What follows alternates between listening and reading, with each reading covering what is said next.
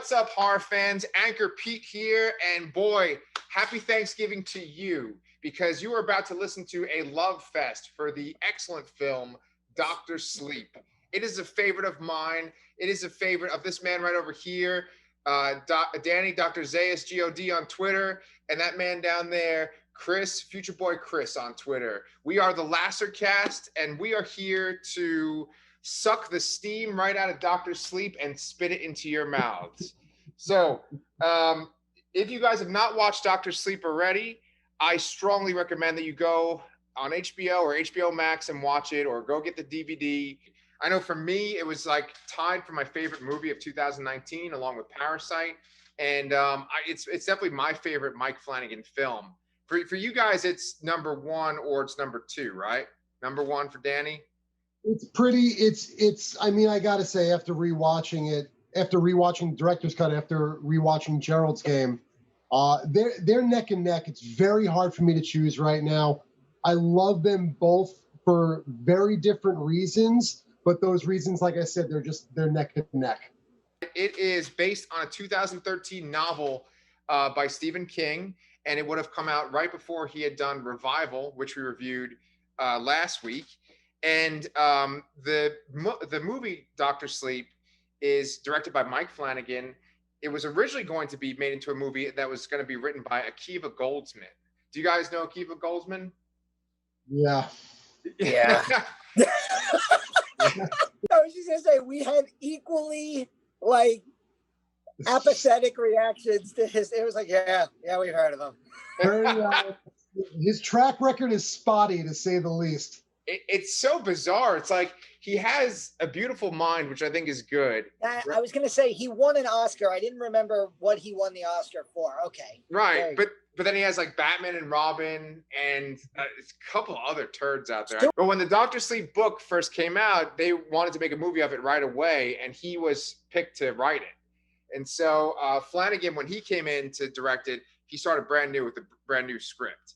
I was listening to I just started Dr. Sleep on Audible, and in the Stephen King's introduction, he said his first book with Scribner, the publishing company, was Bag of Bones, which we actually mentioned last time, because of Gerald's Game. And he was on a press junket for Bag of Bones, and he said that a fan said to him at one of these press things, was like, "Hey man, whatever happened to that kid from The Shining?" And he said that was one of those things that every time he was on a long drive, or every time he was just going out and doing things, and his mind was allowed to open up, that he would always think about, okay, what year is it right now? How old would Danny Torrance be? Where do I think he would be? And he said that fan asking him that question was the impetus for him to actually write this book, which is pretty crazy, but gives us hope as fans that we can accidentally influence a writer. Yeah, and of his caliber too. It's him writing The Shining as they say if you're an alcoholic, you're, somewhere deep in there, you're an alcoholic for life, but it's whether you're a wet alcoholic or you're a dry alcoholic. So it's him writing The Shining as a functioning wet alcoholic versus years later writing Dr. Sleep as a dry alcoholic. Yeah, absolutely. Very good point. Yeah.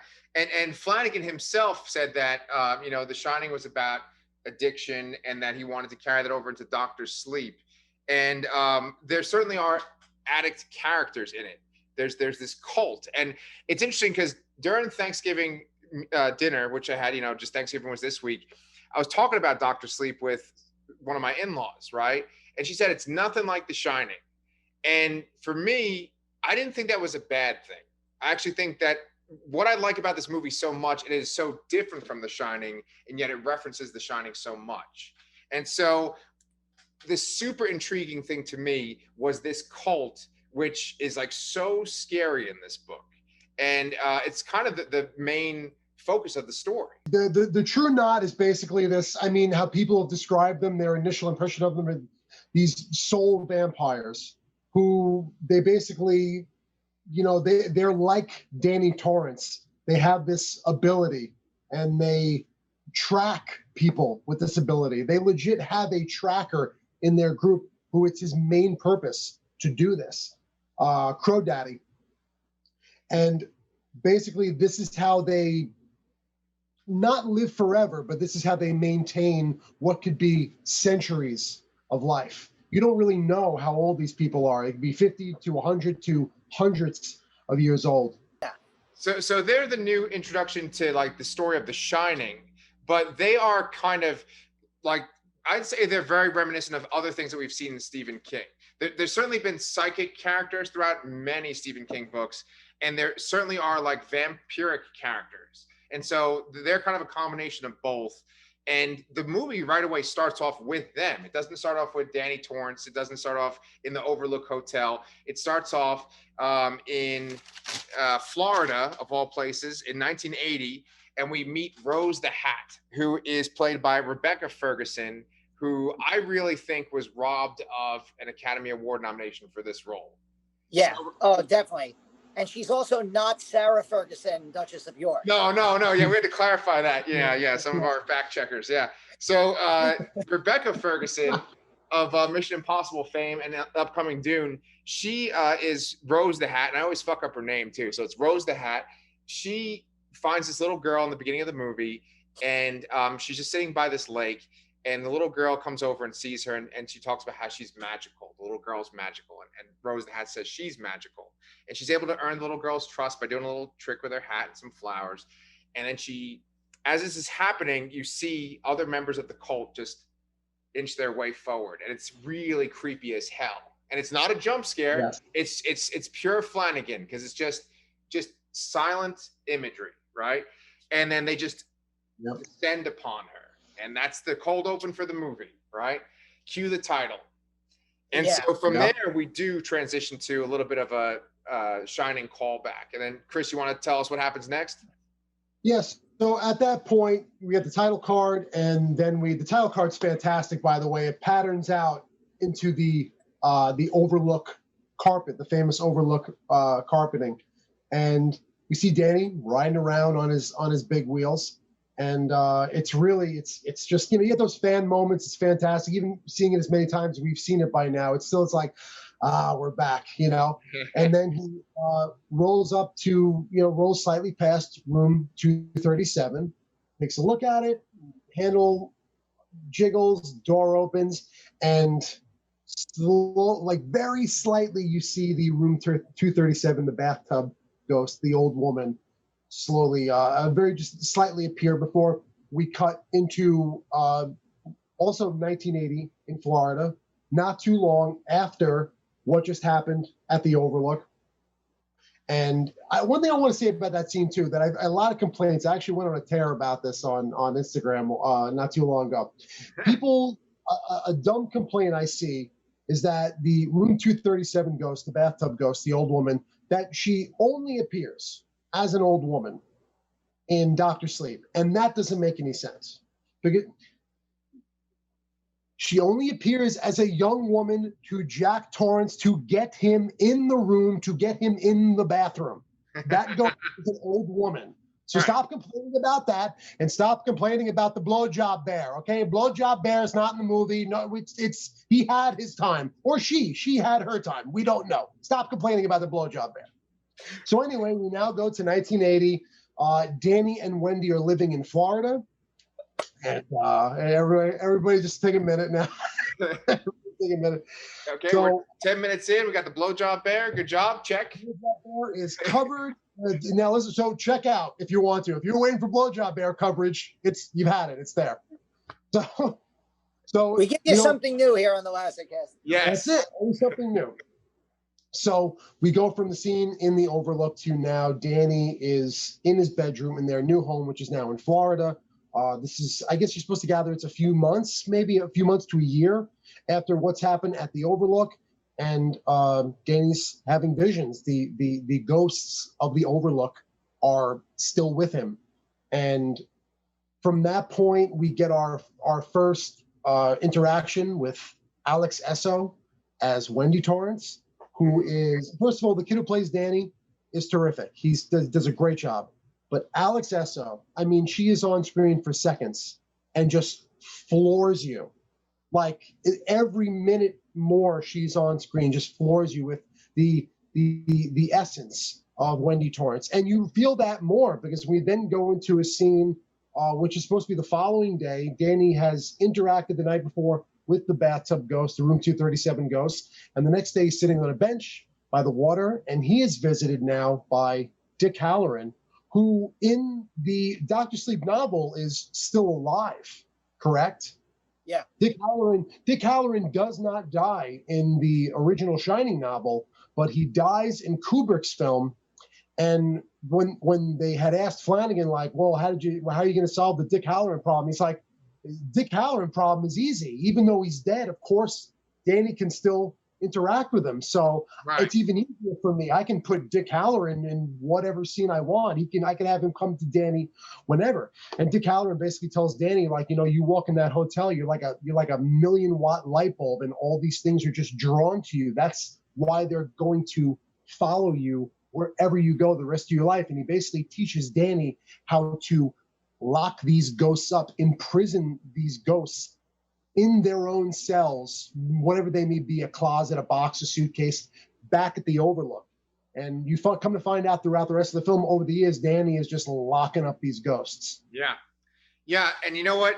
So we're already like less than 10 minutes into the movie, and yet we're getting into one of the most interesting aspects of the movie, which is that they didn't decide to go the digital copy of a person for these characters, these iconic characters. Jack Torrance is not a digital Jack Nicholson. Then we don't have Wendy as the original actress either, and we don't have Danny as the original actor. So I think it was a very wise decision on Mike Flanagan's part. They did talk about in the making of it that they considered bringing Jack Nicholson back and like having a DH version of him because they thought the technology was at that point. But they said that like one of the very first scenes is Danny, like you just said, riding his tricycle throughout the Overlook, and they thought it would look digital, and they didn't want it to be a video game, like look like a video game. Yeah. So with Jack Nicholson, he had been approached to be in Ready Player One for that whole big Shining sequence that they had, and he was like real serious about being retired, so he didn't come back for that. So. And then one other real interesting thing I read too was that they were actually considering having either Christian Slater or Leonardo DiCaprio play Jack Jack Torrance. Yeah. And I think I could see Christian Slater doing that. Oh. I can. Only a chapter into Dr. Sleep, the book, but both books make it very clear that Danny sees the old creepy woman. It describes her as being green with saggy breasts and purple skin hanging off her. It's like there's nothing in the books about Danny meeting this beautiful woman. That's Jack. Also, I mean, you kind of touched on it also with Flanagan adapting the book. But he's also he's also trying to follow up a movie that is notoriously not the book. Yeah. So it is this, like, it's got to be one of the hardest jobs ever done by a director, because he has a responsibility to an author as famous as Stephen King, who he has tremendous respect for. He's already done Gerald's Game. He also has to, for the fans of the movie, and Stephen King says he's hilarious in the introduction for Dr. Sleep on Audible. He's like, there, a lot of people love Stanley Kubrick's movie. I don't really get why. Oh shit. but we all know. I mean, I did a video with my family, my wife and my daughter, for this channel about the Shining novel, movie, miniseries. That movie to people our age is seminal. It is one of those movies that terrified us as children, and it's one of those like first all-time scariest films. Yeah. So to have to make a sequel to that movie, but also adapt the book, it's such a challenge. And he worked with Stephen King. Chris mentioned how Halloran, of course, in the movie, he dies.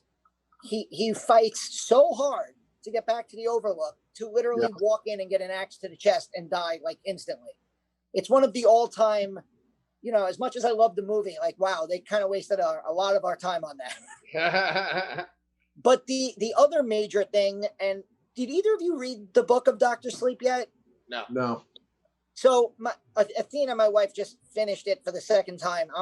I'm reading it now. I can't wait to get to the ending because I love the ending of the film, but the ending of the film can't possibly be the ending of the book because in the Shining novel, the Overlook explodes. It goes up in flames because the boiler explodes, and that's it.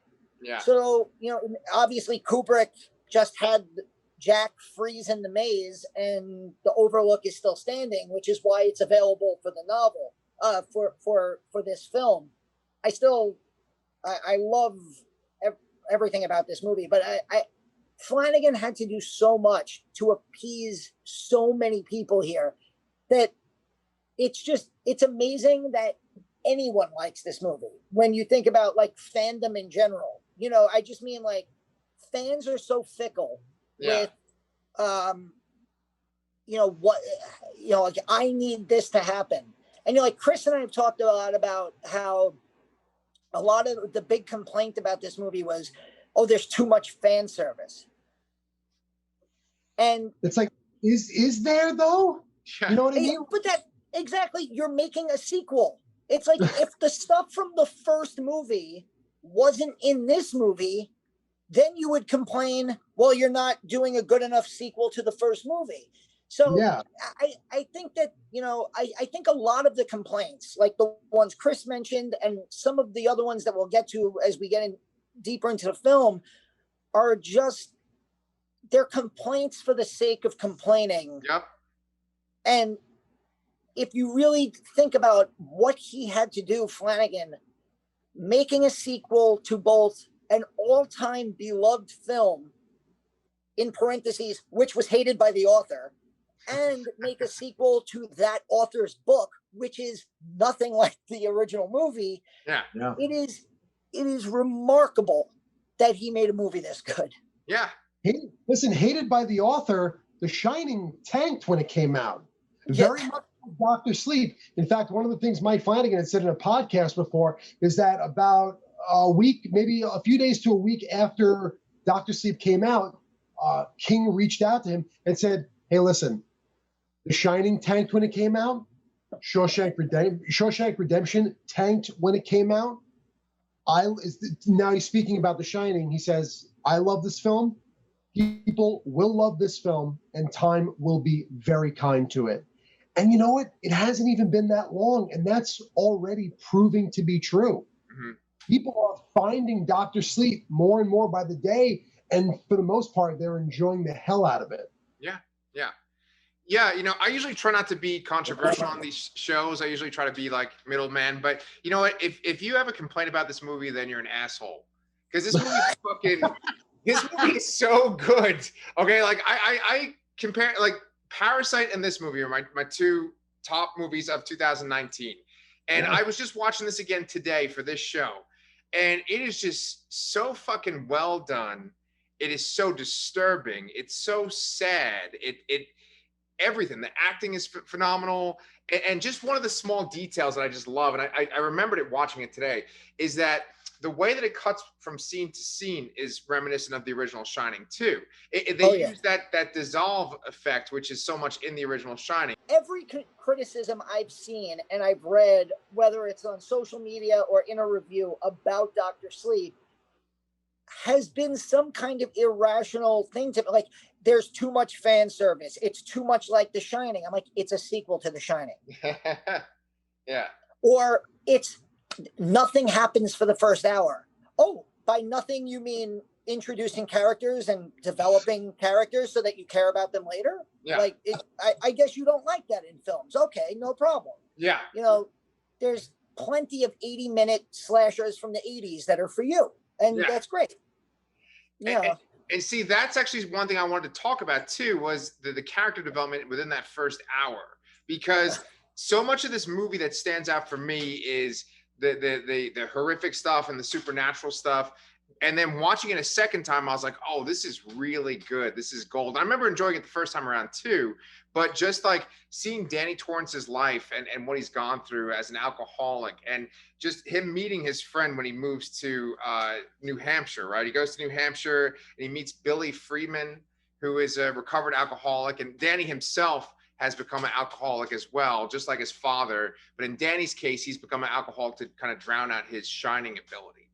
And, you know, we see, I forgot from the first time I watched it that like Ewan McGregor's at this low point. He's like overweight and he, you know, he's kind of schlubby and he gets into a bar fight right away in the beginning. And I forgot that he's like at this real low point when you first meet him and he like cleans up, you know, within a course of like a half hour or so. And one of the first great scenes is he wakes up next to this woman that has this little infant, and the woman is like, she's thrown up on her pillow because they had a crazy night the night before. And he goes to leave her. Kyliegh is there. Yeah. He's like, oh, don't take the money, doc, or whatever he says exactly. And, you know, McGregor he just leaves this woman. And we later find out that the woman and the baby died because, you know, the woman died and then no one took care of the baby. Yeah. And he's just like plagued by this. And that stuff has nothing to do with The Shining, even though there's like ghosts and stuff. But it's so interesting about his character and seeing how low he goes. Yeah, just having read The Shining, you get so much more of Jack before they go to Colorado, and Jack's life dealing with the alcoholism, and Wendy dealing with Jack's alcoholism, and like. One of the things in the book that is just completely absent in Kubrick's movie is Jack loved Danny and Danny loved Jack. And to a point where like Wendy talks about how jealous she is. I'm the sober parent and he so much likes his dad more than me. And there's such a great relationship in the book between them.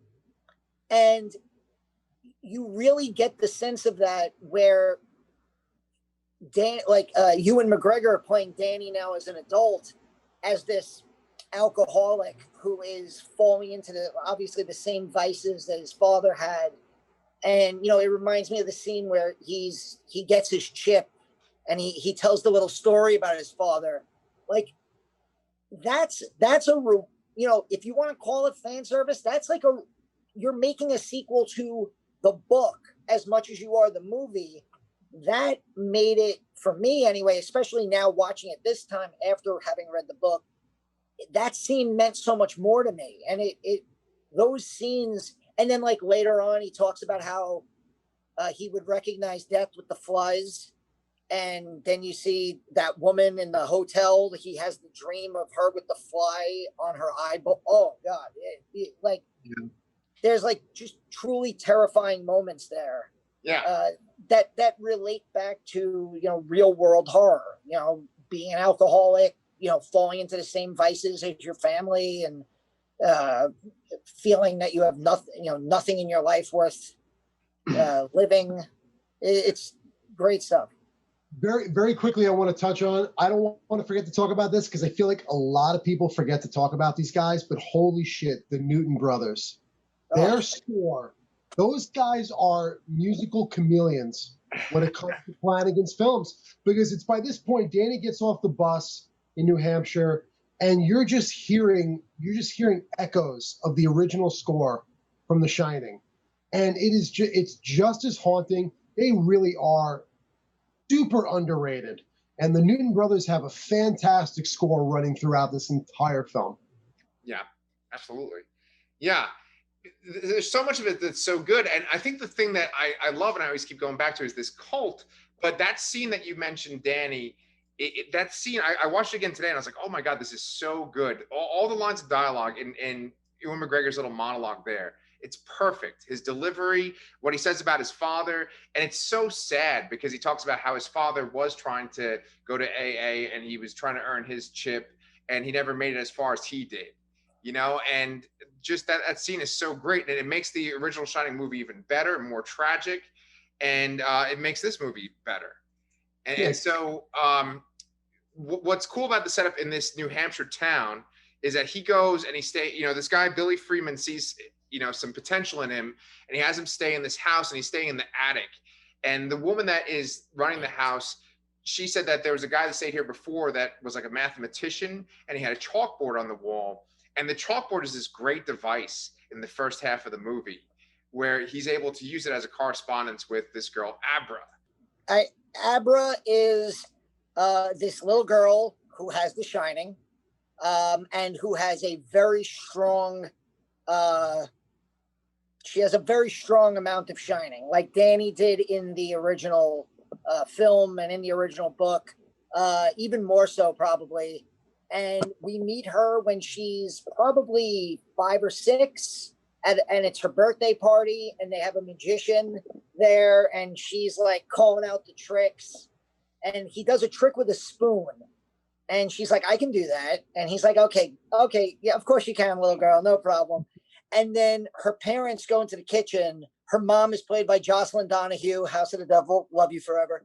And the parents walk into the kitchen, and there's just spoons hanging from the ceiling.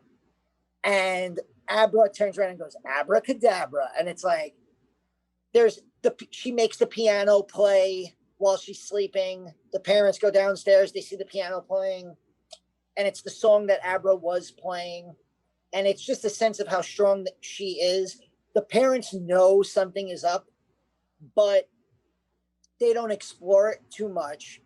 And then, of course, there's a scene where Danny is corresponding with her on the chalkboard. It starts with like, hi, hey, there's the smiley face, which is like the symbol of the movie pretty much. And then Danny gets his 8-year chip. So we've now fast forwarded, and now Abra's much older. She's a teenager now, yeah, I think, early teenager, like 13 or 14. Right. And she's, this is where her powers have gotten so strong that she can sense what the true knot, this cult that you've talked about, she can sense what they're doing thousands of miles away. Yeah. And because they're in New England, the true knot is somewhere out west. And like, I think past Iowa, past like Ohio, it's well over 1,000 miles away towards the West Coast. And she can feel them. And because she feels them, her shining alerts Danny shining. Like they always had that little thing where they could hear each other a little bit, but then they really start to connect. And there's this great scene where finally she gets dropped off at school, and she uses the shining to find Danny, and she just cuts school, goes and meets him, and they have this really adorable scene on like a park bench where he even says to her, he's like, look, I can't really talk to you for that long because it looks weird for me to be talking to like a 13-year-old girl on a park bench. So we can't do this in public. Right.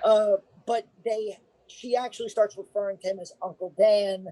It's this wonderful relationship that builds throughout the rest of the film. The hospice scenes in this are so heavy, so heartfelt, especially the first one.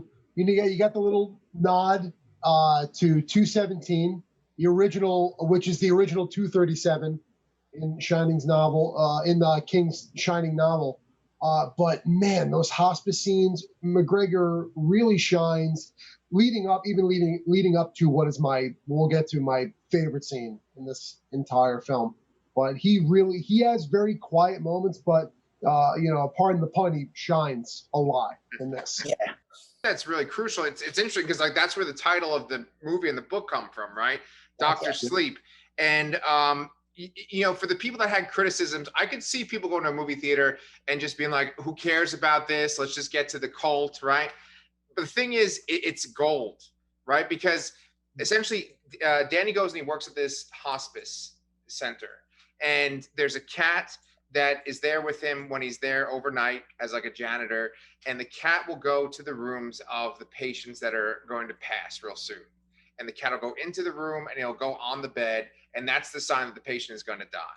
So the patients know about this, and Danny goes in with the cat and he starts to have these conversations with the patients, and we see at least 2 conversations with him and patients that are about to die. And the acting is just fantastic on both Ewan McGregor's part and also on the patient's part as well. And honestly, like, the scenes themselves give me a sense of calm about death. We've been talking about Stephen King and death and cancer and all the horrible ways that you can go in this world. And I do kind of worry about myself and the way I have a history of cancer in my family. And these scenes give me a little bit of hope about passing on. And it's just what Ewan McGregor says. He doesn't know what's going to happen in the afterlife, but he says to one of the patients, I know that we don't end, right? Yeah. And he knows that they don't end because he knows the ghosts from The Shining, right? So that talk about a contrast. Talk about a contrast between this and we just covered Revival on this channel. Talk about a contrast where Stephen King goes from we live on, we stay, everything is good. Don't worry about it. You're going to see your wife. You're going to see it's just go to sleep. Everything will be fine. And then like a year later, he's like, when you die, you become a slave to the ant things in the know. And that's it. Say hi to mother for me. And it's like, Jesus Christ. Yeah. We don't die, Charlie. We go on. Oh yeah, what's that like? Ooh, and just like closes his eyes, Yeah. But I'm like, get this fucking cat away from me. I found those scenes so touching though in the hospice or in the home. Like I'm even like listening to you talk about them. I was almost tearing up. It's such great character work, and it does lead you to the title. The first patient he talks to calls him Doc, a reference, of course, to his nickname as a kid. And he calls him Dr. Sleep. The scene that we were destined to talk about tonight, right? We're talking about this. We talked about Blowjob Bear. There's another thing that's just as infamous with the 2 B's. Wait, Baseball Boy. Three B's. Baseball Boy, right? Yeah. The first thing I just want, before we get to that scene, what's really funny, a Stephen King movie Easter egg. The girl that gets killed at the very beginning, Violet, by Rose the Hat and the True Knot, is the same girl that is eaten by Pennywise under the bleachers in It Chapter 2. Really? So she has a very hard, her acting career is basically being lured to her death and eaten by Stephen King villains. No, isn't that Little Nell from Hill House? Hill House. Yes. Yeah. And she's also the girl under the bleachers in Chapter 2? Get the hell out. Really? I didn't know that. Wow. Okay, so so that's horrible in the beginning, but then what we're about to talk about now, we've referenced it on multiple episodes because it's just so upsetting. And it's funny because I'm watching this on my computer, and my daughter comes by, and it's right at that scene. She doesn't bother me for the whole movie, and then she comes by, and I'm like, go away! No, you can't see this. You'll be scarred for life. It's just like, so basically. So that's what you're supposed to do with young children? Because with me, I'm like, ooh, come here, watch this. Yeah. Come here and watch. Yes.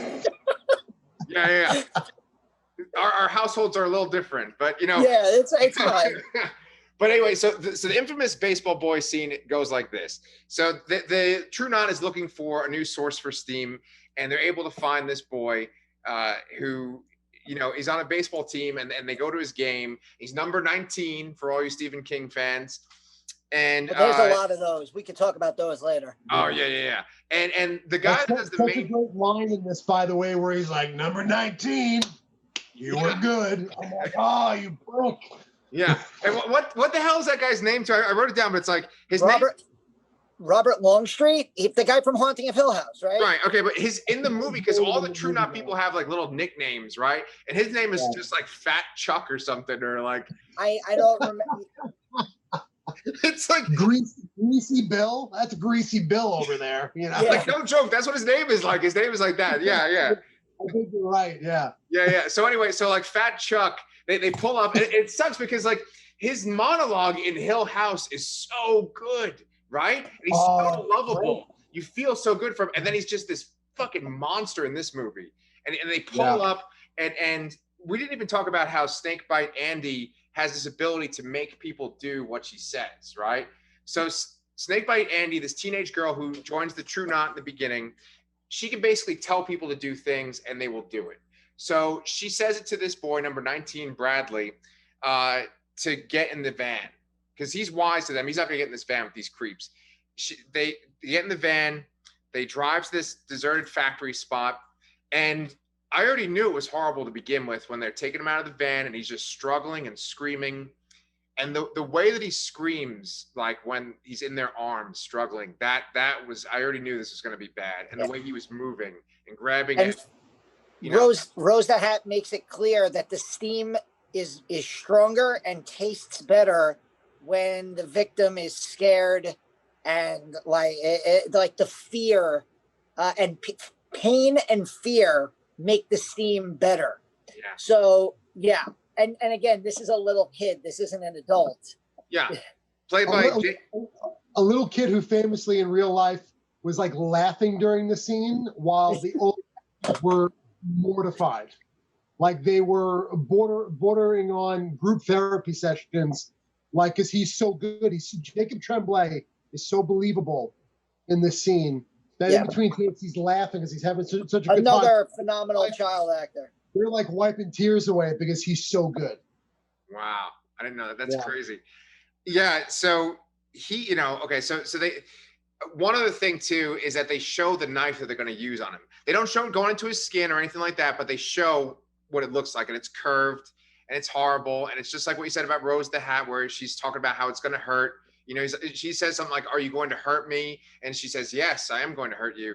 And that scene, it's interesting because like when you only see a movie once and time passes by, you remember it, and it sometimes it's worse than what it actually is. And that scene is worse for me because they stab him and he's shouting and the steam is coming out of him. And I remember it just being so much worse, and because it really traumatized me. And I just remember every time the steam came out, it was just like this, almost like a gong or something, just like, and they slaughter this kid, and it doesn't cut away. It's not like they start and it goes away. It is an involved sequence. It's probably the most intense sequence in the entire film. And it doesn't just involve this circle. It also connects Ewan McGregor and Abra or Danny and Abra. Abra's reaction as she's watching it only intensifies it. It is so well done. But that's when the blackboard cracks.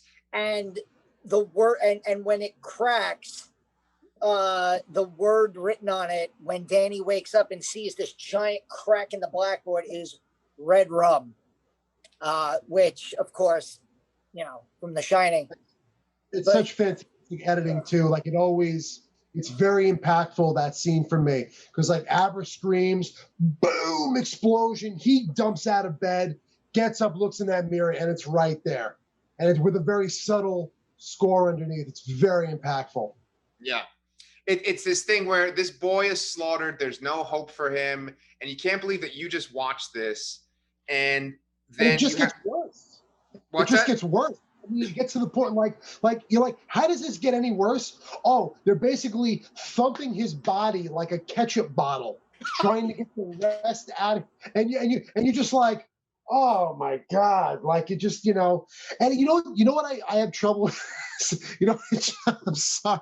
It's like the first thing I could think of. Like, but I'm like, you see this look on Rose's face where she looks up at Grandpa Flick, and for a second, you don't like.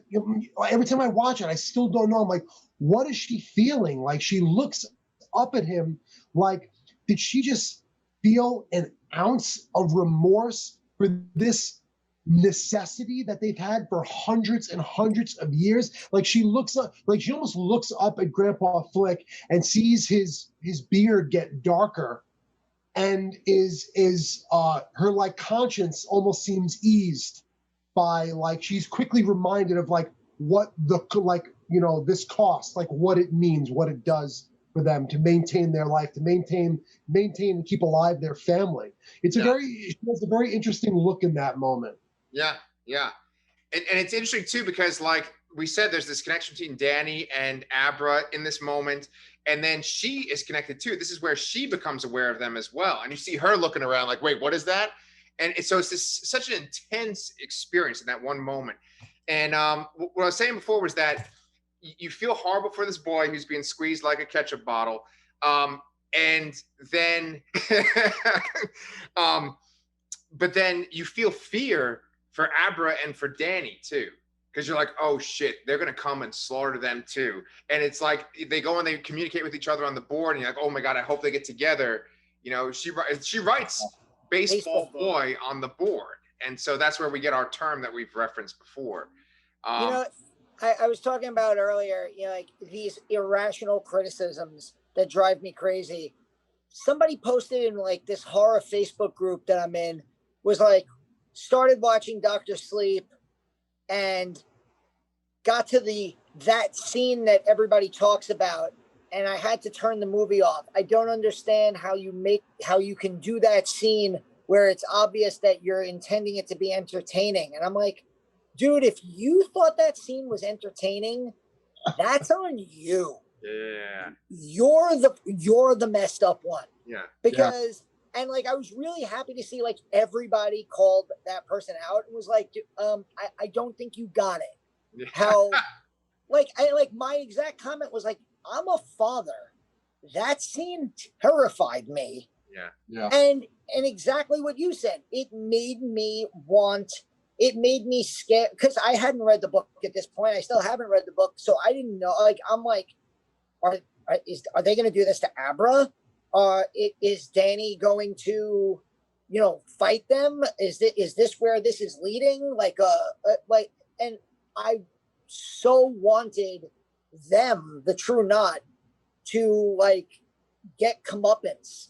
Fun little Easter egg before we move on from this. The scene where Crow Daddy, am I saying Crow Daddy, yeah. right? Crow Daddy, yeah. Crow Daddy is scouting out Jacob Tremblay, number 19, baseball boy. There's a scene where they're panning through the audience, people in the stands, and there's a guy saying like, that kid's a hell of a ball player. It's like he can read the pitcher's mind. That kid is the original Danny Torrance from The Shining. So next time you watch, look out for that guy saying he can read the pitcher's mind. That's the original Danny. Yeah. Moving on. Yeah, so we spent a lot of time on that scene because it's so effective. I remember seeing it for the first time with my friend Jay. And I turned to Jay and I was just like, that was fucking awful. And then there was another time where I turned to Jay, and it was when Rose the Hat begins to actively seek out Abra, right? Now, I turned to Jay and I said, that's probably the most Stephen King thing I've ever seen. So the sequence I'm talking about here, this movie has a couple of these sequences, and they're all very well done. But the one in particular I'm talking about is when Rose the Hat gets on top of her RV, and she starts to meditate, and then you see Rebecca Ferguson just floating through the air over the city basically. And to me, that just felt like something I would just read right out of a Stephen King book. I was like, wow, that's like Stephen King to a T, right? That's Flanagan channeling King. Right. And I love that sequence. I always remember that sequence because she gets into Abra's house, and then that's really interesting what happens there. But there's a sequence prior to that I kind of forgot about, where she's looking for Abra. No, she's actually not looking for Abra. The shopping. Right. And it's so there's two things that are fantastic in that scene where she senses her, and then at one point she reaches back behind her own head, and then her hand goes behind Abra's head. I love that.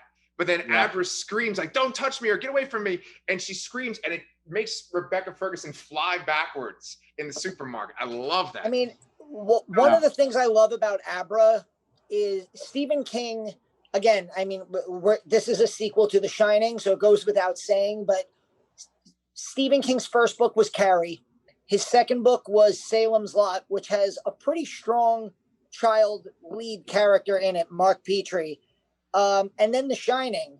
So very few people in the history of literature have written more powerful and strong children than Stephen King.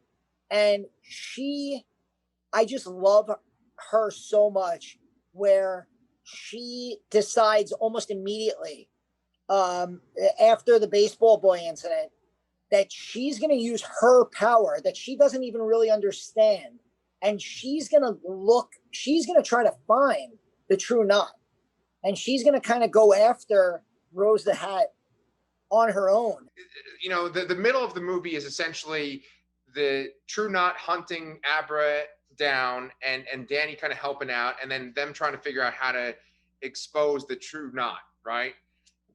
And it leads to a conflict where, unfortunately, Abra's father is killed, and then there is a shootout between members of the True Knot and Billy and Danny.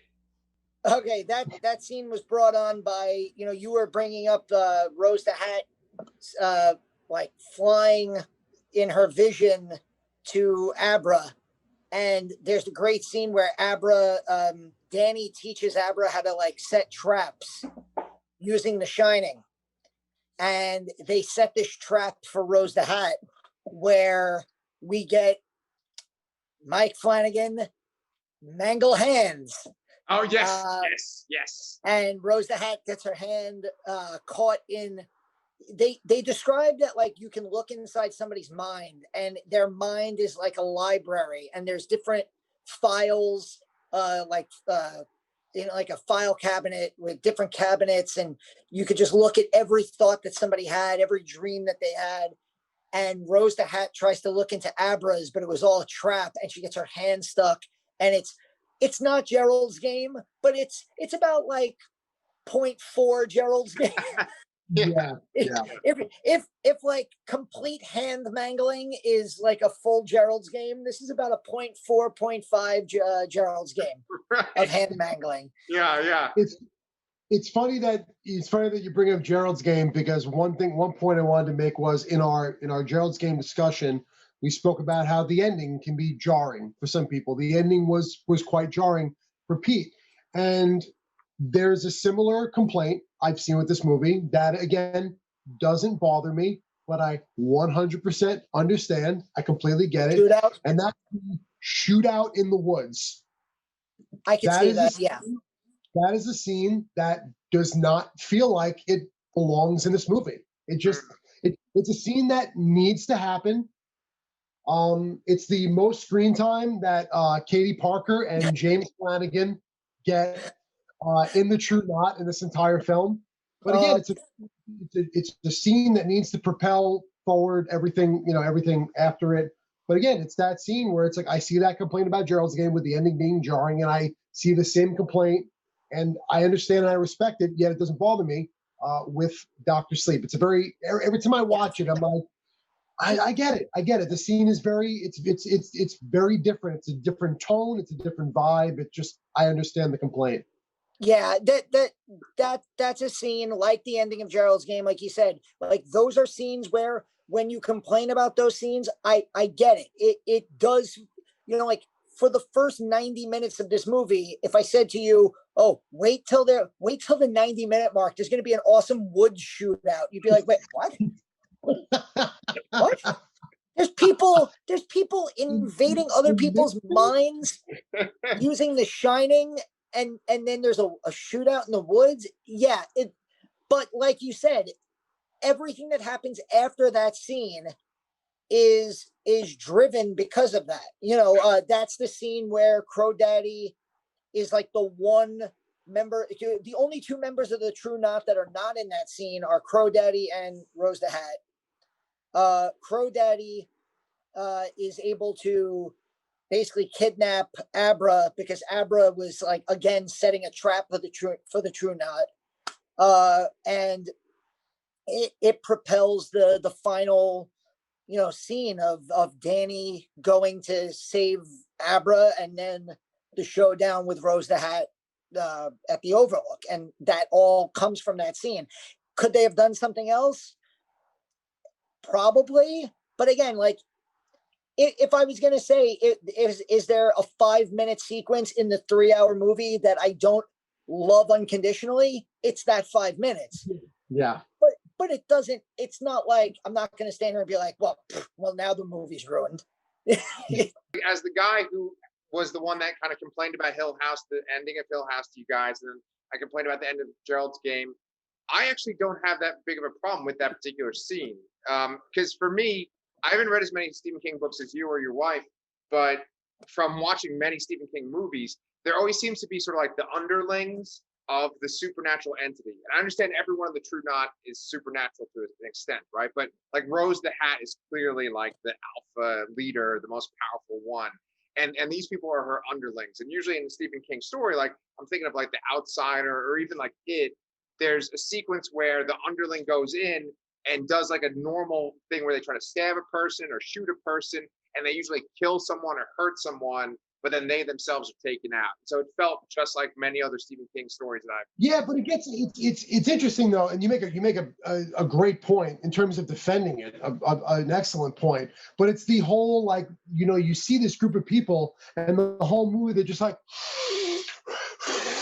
you know, and then all of a sudden they're like, you know, it's very. Like all of a sudden, it's almost like James Coburn in Payback. It's like, oh no, in Maverick, it's like everybody's got a goddamn gun. Like all of a sudden, everyone's got a gun. They're just like, you're just like, what the fuck is going? Like, you know, for a second, it's definitely jarring. But you sit there and you analyze it, and you're like, wait, why does this need to happen? Okay, now it makes sense. Right. You know? There's also like there's the I'm sorry. There's like that. I think the aspect that is the most jarring is the gunfight aspect of it. Like you almost expect, because it's a Stephen King story and because these are supernatural beings, that they're just gonna like meet each other in the woods and be like, yeah, and like we're gonna Xavier it. Yeah. Yeah, exactly. And like I remember the first time I saw it, and I'm like, oh, they're all packing. Like that's, I did not expect that. Yeah. Like when you meet Snakebite Andy in the movie theater, you don't think about her an hour and a half later, like pulling a Glock out, and like, it's just it's very strange. Gotta get that Jacob Tremblay out of there. All right, sorry. Sorry. I was waiting for like 10 minutes to do that. So so that scene sets up the conclusion, which you've said, Danny, is different from the book's conclusion. And it has to be because because yeah, there is no more Overlook. and it's amazing because like the end is like the entire Shining like shoved into, I don't know, 20 minutes or not even. I've seen the ending is one of my I just fucking love the ending so much. From the minute, and it's almost like, I know it's the most cliche thing in the world to say, but there is a single moment in this movie where everybody knows, okay, now it's The Shining, Right? And it's the car driving on them with the music, echoing the opening shot of The Shining with the same score, and from that moment on, it is just as perfect an ending to a movie as I could imagine. Like it's so good. I can't wait to finish the book, because now I'm going to be disappointed in the ending of the book because it just by default. But beautiful night drive up there with this, you know, very quick funny story. I was in Glacier National Park in Montana a couple of years ago, and we're driving in. There's only like 2 ways to get in. We were driving in from a different entrance the next day, and we're driving in. And I'm like, this looks familiar. And everyone in the car is like, what the hell are you talking about? You've never been here before. I'm like, I know. I'm just saying it looks familiar. I don't know why. So later on, we're in the RV. We're back at the RV that night. And my girlfriend's brother pulls up the opening to The Shining. He says, is this why it looks familiar? I'm like, oh my God. Like I saw like an island with like 6 trees on it. I'm like, that looks so familiar. Because I've watched The Shining 100 times. And I've seen that opening shot 100 times. And I was literally on that road driving into National Park. That is so cool. So like seeing Dr. Sleep after the fact, I'm just like, I was on that road. It's on that road. Stranger next to me, like, shut the fuck up, dude. I'm watching the movie. At least he wasn't really enjoying the death scene of Baseball Boy. Like, yeah, stab her. Yeah, stab her again. Yeah. Well, that's a deep cut. We're going back to our first episode there. Yeah, that's awesome. So the Shining itself, it's kind of incredible. The hotel, the Overlook, because there's the idea that Danny's presence is bringing it back to life, and I love that. He's just going through the rooms and the lights are turning on. I have to wake it up. It's yeah. I got goosebumps. Yeah, and it's very. I was very scared, honestly, because I've never seen The Shining in a theater before. I didn't know what to expect, and I knew that we were going to see some familiar faces. I was kind of shocked to see that Jack Torrance showed up. And so, what do you guys think of our boy Henry Thomas's portrayal of Jack Torrance? Very, very quickly, I'll say this, and I don't mind it. I don't mind admitting this. The first time I ever saw Dr. Sleep, I had no idea it was him. Yeah, me neither. Did not have a clue it was him. My girlfriend told me when we got out. I'm like, I don't know who they got to play Jack. I'm like, he didn't look just like him, but it was damn close. She's like, it's Henry Thomas. Like, what are you saying to me right now? She's like, it was Henry Thomas. Are you kidding? I'm like, oh my God. And then now I was worried seeing it again that I wasn't going to be able to unsee it. And that's a testament to his performance in this. I did not have that. He plays it so subtly. And I notice this more and more when I watch it. He's doing Jack as Lloyd the bartender. Right. And he basically honed in on the Jack Nicholson isms and said, okay, I'm gonna bring this down to the lowest possible level.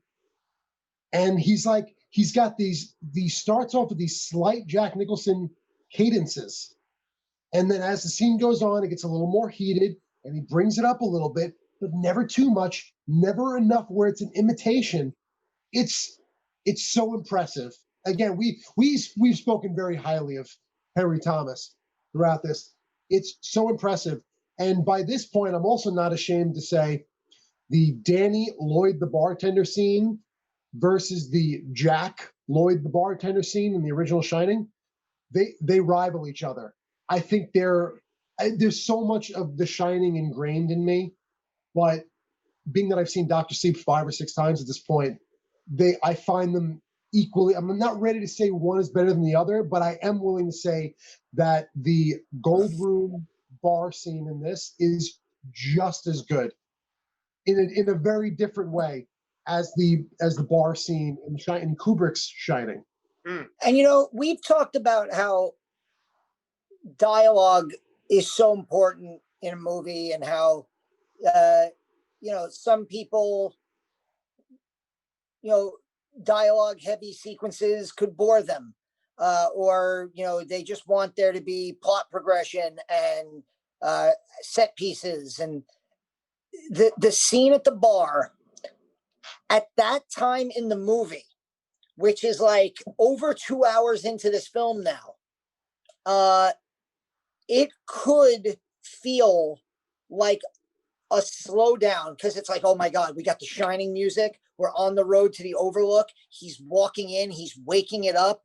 Like we're going to have this big confrontation with Rose the Hat. And then he sits down at the bar and he has this long, several minute long conversation with Henry Thomas as his father, as Lloyd the bartender. And I could see where that scene might jar some people as just like a slowdown of the action. But the dialogue is so important to who Danny is as a character. It brings back, everything from how not just the novel ended, but how the movie ended, his relationship with his father, his own personal addictions, his own personal demons. that's where we get the story about how he sees the flies, and he talks about his mother's death, and how he couldn't look at his mother anymore because So great. she was covered in flies. And it's like this heartbreaking scene. Like again, like, you know, it's that line between, is this fan service or is this a sequel to both a film that people love and a novel that people love? And this is what those characters deserve. It's closure for Danny, you know. Yeah. And the whole movie is about getting him to that moment almost. Yes. Yeah. Yes. Well, it's like, Which is why it's so important.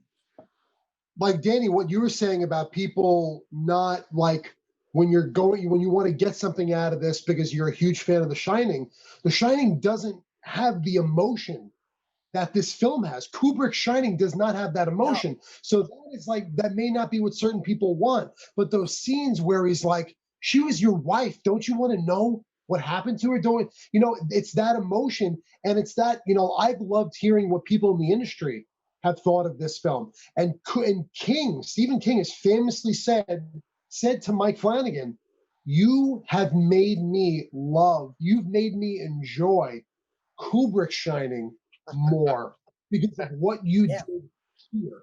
Wow. And Flanagan's like, that's the highest compliment I can ever be paid. I've heard directors, guys like Scott Derrickson on the King cast say, like, you know, I'm so thrilled with the choices that Mike made with this film, you know, going back to the Overlook, reshooting some of these scenes, but giving it a different tone, making it his own, introducing more emotion to this, a necessary emotion that doesn't ruin Kubrick's Shining, but actually enhances it. Mm. Wow. Yeah. I can't talk smack about the original Shining movie because it's probably in my top 5 scariest movies I've ever seen. And it's probably in my top 10 horror films of all time. But having read the book and then having rewatched the movie after reading the book, it's not close to the book. And the number one reason why is there is no emotion there. Jack Nicholson is a completely disconnected psychopath the minute you see him on screen. Like Charlotte, who is 10 years old almost, basically, like the minute you see Jack in the car at the beginning of the movie where he's like, we're going to the Overlook. Yeah. She's like, oh my God, he already looks like this. And I'm like, yeah. You hear that one? He learned on the television. You know, it's like, he doesn't even blink when they tell him about what Grady did to his family. Yeah. He's like, huh. It's like, what? You know, like, yeah, you're right. He's cracked from the word go. Which was the biggest complaint that fans of the book had. It's obviously one of the major complaints that King had. King hated the casting to begin with because, and look, we all love Nicholson and he's made that role iconic, but that he was not the right choice for the book's Jack Torrance. And you don't get any emotion between this family. And you get so much of it here. Those early scenes in the movie between Alex Esso playing Wendy and young Danny, and how like trying to move on after the events of the first film, and then these scenes later on with Henry Thomas as Jack. They're the scenes that we're missing from that first film that, like, we as the fans of it kind of deserved and Flanagan gave us. And then again, it brings the closure for Danny that he needs as a character. Like the end of this movie is completely a redemption arc for him. Yes. Based on where this movie started with him. And, like, you know. Yeah, and the thing is, I didn't know where it was going to end. I did kind of think that he was going to die. And the way that he dies is so heroic, right? Because essentially he faces down Rose the Hat, he faces down the ghosts of the Overlook, and you know, he gets possessed by the ghosts of the Overlook, right? And he goes ahead and does what I know you said this that Jack Torrance does in the original book, which is that he makes the boiler explode in the the hotel, destroying the hotel. Yeah. And, In the book, he's so obsessed with doing the hotel's bidding that he forgets to dump the boiler, and then he runs down, and the book doesn't make him heroic. The miniseries does. okay, that's what I was thinking. I remember the Yeah, but too. yeah, the in the book he runs down to dump the boiler at the last possible second in hopes of saving the hotel. Oh. And he doesn't make it in time, and Halloran, Wendy, and Danny just manage to get out of the hotel before it goes up in flames and burns down. But I just, yeah, I love, and again, that scene at the end where he overcomes the ghosts and he sits in front of the boiler as the flames are coming all around him, and his mother is there. It's just and then it's perfect. It's total redemption for a character, and for the people who thought that first hour was boring or too slow, that's the payoff. Like that's what you sat there for. Like to get, like you had to break this character down to the bottom of the barrel, to where he's stealing money from a drug addict mother who has food stamps in her wallet. He's stealing the cash. He's responsible in part for that baby's death because he just left. And to go from that to now he's, saving, like he's fought off the ghosts that have basically ruined his entire life. And, he's destroying this building that like haunted him. It's perfect. It really is. Like, it's cheesy to say, but it's kind of perfect. I mean, we kind of just glossed over the confrontation with Rose the Hat in the Overlook, which is fascinating. And one of the things, like, she stabs Danny with the axe in the femoral artery. So he's bleeding out. He's going to die regardless. And she's digging her thumb into the wound because she wants to get like the fear and the pain to get his steam. Yeah. And I love the way she's antagonizing him and like, oh, it tastes like whiskey. Like, oh, she's such a good, every time. There's so many parts of this movie where maybe it's just Rebecca Ferguson where I'm like, I kind of, she's not the worst. Oh, baseball boy. Yes, she is. Okay. And then like a little bit later on, you're like, oh, she's not really, and oh God. Yeah. She's really that bad. Okay. Yeah.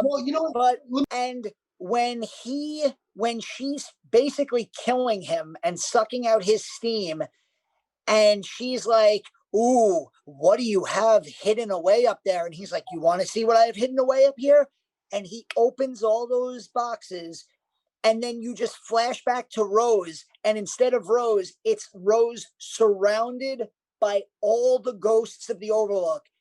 That was one of those moments for me in the movie theater where I like lost it. It was just like, oh my God. One of them is, hey, listen, if we had to remove Blowjob Bear in order to get Mrs. Grady, because that's who that ghost is. It's Mrs. Like, she's right in the front, who oddly enough was the daughter on the Nathan Fillion show, Castle. When you look it up on IMDb. Yes. But I remember looking it up on IMDb and I'm like, oh my God, Mrs. Grady. You don't see Mrs. Grady in The Shining. You know what happened to her. All you see is Mr. Grady and the twins. It sounds like, we've kind of talked about this movie and we've hit upon what always sticks with us and what we love about it so much. It's kind of funny because I feel like we've kind of covered Flanagan for the most part. I know he has other movies, right? But, I feel like this is like the zenith. I feel like this is kind of like his best so far, right? I can't think of anything that tops it. So I just want to see what he does with Revival and, what that will be like. Because this has some big shoes. Revival has some big shoes to fill in. That's for sure. I've gone on record. I said this in when I did the Shining video. I love this movie, and The Shining to me is, again, top 5 scariest movies I've ever seen. Probably top 10 all-time horror films for me. But I think Dr. Sleep is a better film from a filmmaking standpoint. Yeah. I think The Shining is the scarier movie, and I rewatched it less than a month ago. I still got goosebumps in the same scenes I always got goosebumps in. Yep. But especially having read the Shining novel, this movie it just holds such a special place for me. It's a 3-hour movie that never bores me. I think the dialogue is great. I think the character development is pitch perfect. All the little touches, Chris mentioned the Newton brothers, who are, we always talk about the Flanagan family and the Flanagan fam. Well, Flanagan uses the same people behind the scenes. The Newton brothers do all of his scores. The director of photography is Mike Flanagan, who he's worked with on almost every film. He has like two DPs that he uses. It's either James Neist or this guy, Mike Flanagan, and his movies look gorgeous. They're he does all the editing for them all the time. It's just they're so good. There's Easter eggs we didn't even talk about. Like the whole Flanagan family is in this movie in like small parts. The Lasser glass is right outside the gold room. Yeah. Holy shit. This is probably a good note for us to end our Stephen King month on. I think we still have a few goodies. It's, as of recording this, it's 11:27, but this is our last one as the three of us all together. But I just got to say to you guys, thank you so much. Danny, thank you for coming up with the idea of doing a Stephen King month. Because I've read more Stephen King in this month than I ever have in my life, Yeah. And we could plug on your channel, the Anchor Pete channel. We're going to get together and talk about Needful Things pretty soon. Yeah, hell yeah. So that'll be on the Anchor Pete channel. We're going to be reviewing Needful Things. Well, thank you so much, guys. And you know what? Why don't you guys stick around for this channel? Because we have a little bit more Stephen King for the rest of November. We'll see y'all real soon.